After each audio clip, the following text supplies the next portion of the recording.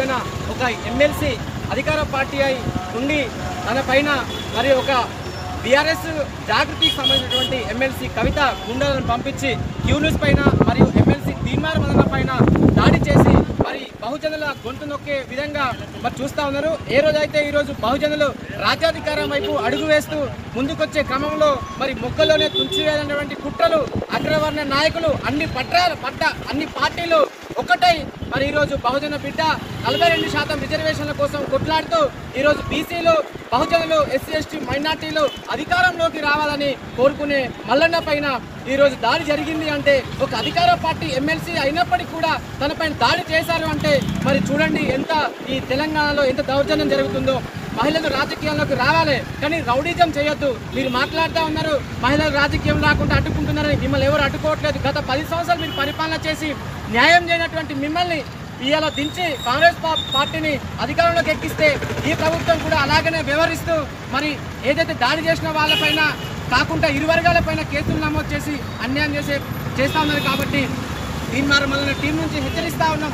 ఎవరైతే దాడి చేశారో వాళ్ళని పట్టుకొని అరెస్ట్ చేయాలి.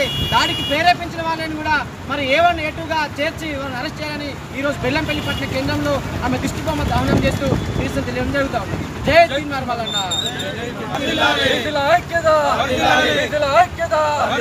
సిగ్గు పదవులపై దాడి చేయడం, సిగ్గు పదవులపై దాడి చేయడం. జై తెలంగాణ.